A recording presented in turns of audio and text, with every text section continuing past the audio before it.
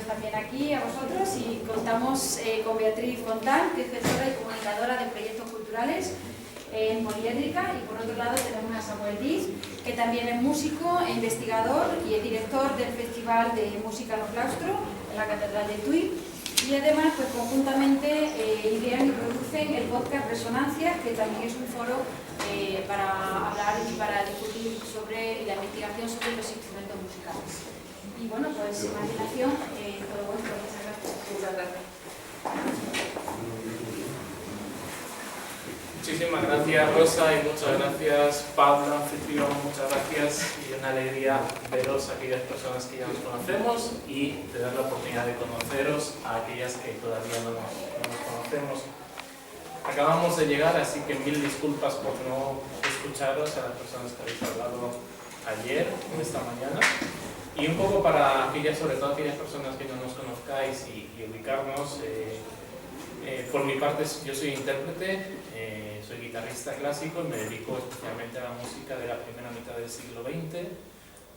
Tengo una línea muy grande de trabajo que es toda la recuperación de la música del exilio del 39 y especialmente en grupos de trabajo también de recuperación desde una perspectiva de género, de compositoras, de creadoras.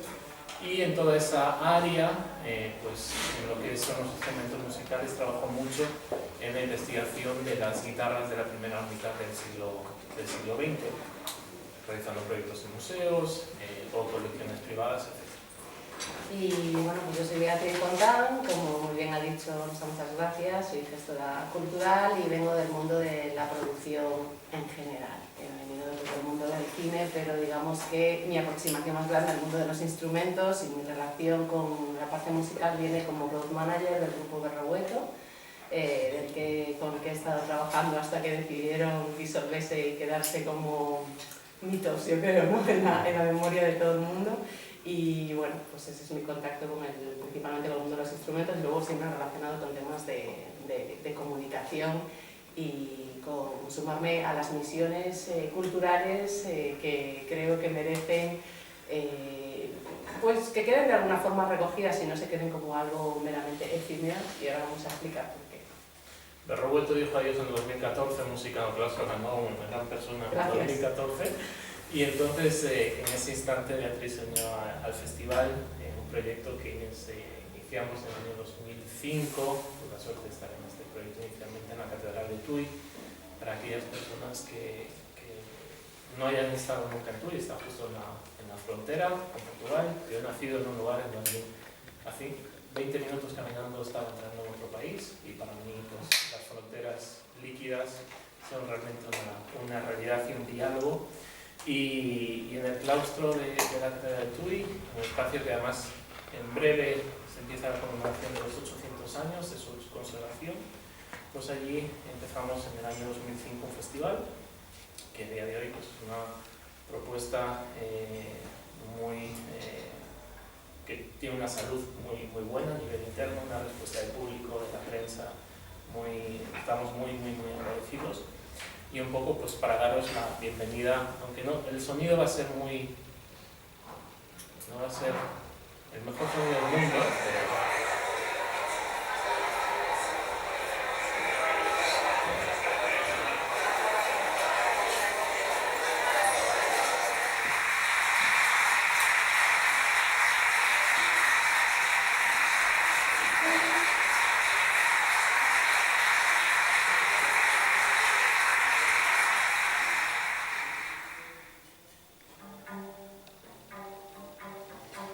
esto es lo que vivimos cada noche, del 1 al 7 de agosto todos los años. Creo que Dani en este concierto estaba presente, Elena ha estado también en diferentes ocasiones en el festival,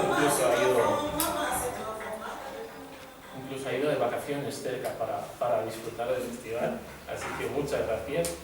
Y digamos que en este contexto donde tenemos la suerte de recibir propuestas desde intérpretes locales, este año por ejemplo Raquel Areal, una violinista que acaba de ganar su plaza en la Filarmónica de Berlín, hasta propuestas que nos llegan desde diferentes lugares, en este caso el Trío de Cali, esto fue hace 2 años por ejemplo, y entonces en paralelo decidimos que en paralelo a los conciertos crear un foro de instrumentos musicales en el que pudiésemos vivir la experiencia, por un lado, a nivel profesional, de acercarnos a todo este conocimiento de los instrumentos con constructores, pero no solo constructores e intérpretes, sino en toda la cadena de valor de los instrumentos musicales. Es decir, contamos también con aserraderos, por ejemplo, o contamos con ingenieros, es decir, todo lo que es, en este caso, las maderas, un compromiso de sostenibilidad también del empleo de maderas locales en los instrumentos musicales, hasta ámbitos de cuestión de mercado, de marcas, de exportación, etc. ¿no? Entonces, en esa amplísima cadena de valor, pues decidimos crear un foro profesional de instrumentos musicales en el que han participado, por ejemplo, también estas personas que he mencionado, y ojalá que estáis invitados a participar en futuras ocasiones también en el foro. Entonces, quizás la primera pregunta la tendríamos que hacer nosotras mismas, ¿no? Es ¿quién de vosotros escucha podcast? ¿Cuántas de las personas que estáis aquí escuchan podcast? ¿2 personas? ¿3? ¿4? ¿5? ¿Cómo lo escucháis habitualmente? ¿A través de dónde? iVoox. iVoox y Spotify. ¿Y cuándo soléis escucharlo? ¿Cuál es vuestra experiencia con el consumo de podcast? ¿Durante? ¿Qué hacéis? Durante el trabajo, toda la mañana. Generalmente por las mañanas. Y a veces de viaje también. Coche, cocina, ratos libres. ¿Ratos libres? En el tren. En el tren. Vale. Ok. Y la siguiente pregunta sería ¿para qué? ¿Cuál es vuestro objetivo con escuchar podcast? ¿Cuál es el objetivo? ¿Entretenimiento? Según la temática, ¿no? Sí, aprendizaje, Claro, entretenimiento. según la temática. Sí. ¿Según la temática? Vale, pues ¿cuántas de las personas que estáis aquí tenéis Spotify ahora mismo? Vale. ¿Podéis entrar un momento en Spotify a través de vuestros dispositivos? ¿Alguien tiene oportunidad de hacerlo? ¿Sí? A mí es que me echaron porque era pirata. Vale, pues este sería digamos el nombre para entrar a través de Spotify en nuestro podcast, que es Resonancias, Foro Profesional de Instrumentos Musicais. Y entonces las personas que podáis os pediría que por favor eligieseis, echáis un vistazo y eligieseis alguno de los temas que os llama la atención, de los que podéis ver ahí, alguno de los temas que os llaman la atención. Está bien. Pocos pueden jugar en esta ocasión, sí. Bueno, yo creo que podemos seguir y después lo... Vale. Como decía Samuel, cuando creamos el foro profesional de instrumentos musicais, ¿no? Y veíamos pues, la cantidad de contenido que se generaba ahí, que es un contenido pues, de alto valor a nivel documental en muchos casos y que no atiende a un tema puramente de actualidad, es decir, no tiene una caducidad, no está vinculado a un tema de actualidad muy puntual. Nos parecía una lástima no poder expandir esa experiencia y que esos contenidos pues, no pudiesen llegar a más público, ¿no? Teniendo en cuenta que yo siempre digo, es que tenemos todas las de perder, ¿no? Porque tenemos un contenido muy específico en un espacio muy concreto y en un momento muy determinado, ¿no? Digamos del calendario, ¿no? Es algo. Entonces la idea era pues, el poder darle una continuidad a esos contenidos y que todas las personas que os dedicáis al mundo de los instrumentos de una forma o de otra, pues que podáis encontrar aquí un espacio que poder visitar, ¿no? Y que poder escuchar. Entonces, digamos que la cadena viene un poco en cuanto a que Trío de Cali, por ejemplo, siguiendo el ejemplo que ponía Samuel, llega al festival, ofrece un concierto y al mismo tiempo nos ofrece una conferencia en Resonancias y luego pues esa conferencia queda grabada y quedaría como un resultado, a ver si puedo ponerlo parecido, a ver si lo escuchéis un poco. Estás a escoitar Resonancias, unha plataforma de divulgación de diversas experiencias. Oh, perdón. Quería darle para adelante, porque está tan pequeño. No parece. Estás a escoitar Resonancias, unha plataforma de divulgación de diversas experiencias, reflexións e ideas relacionadas coa investigación, a conservación e a construcción de instrumentos musicais. O contido de este podcast ten a súa orixe na conversa cos músicos malienses Matú Cuyate e Lasana Diabate no Foro Profesional de Instrumentos Musicais Resonancias convocado pola Fundación Pública Artesanía de Galicia e o Festival Música no Claustro o 6 de agosto de 2024 na Catedral de Tui.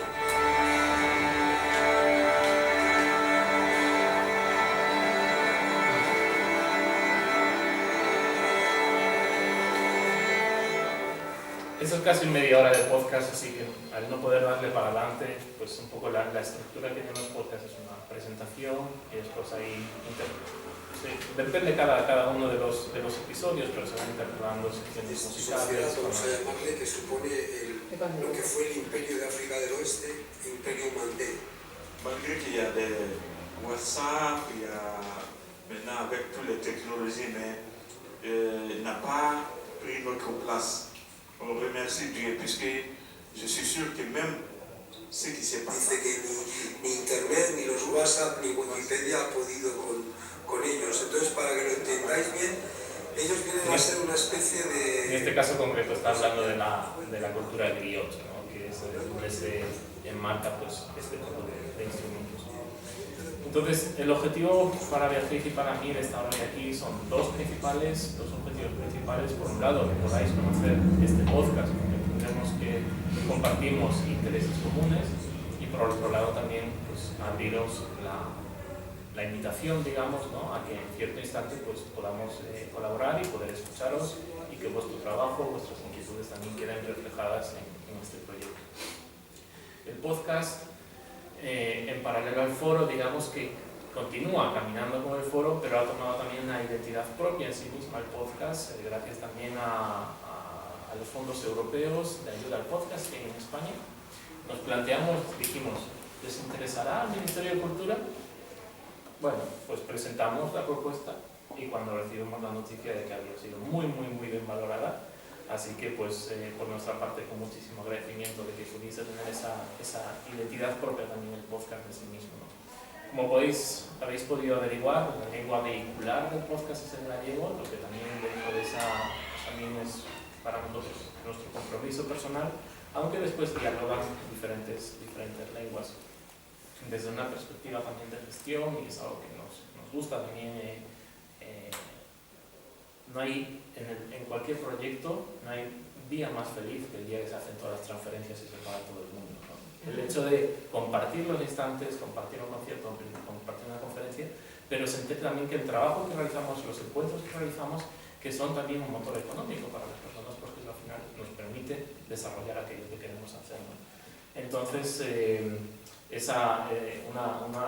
un equipo muy grande, por un lado todas las personas que participan en el podcast, pero también después hay un equipo de créditos detrás, desde grabación, revisión lingüística, revisión legal, guión, edición, etc.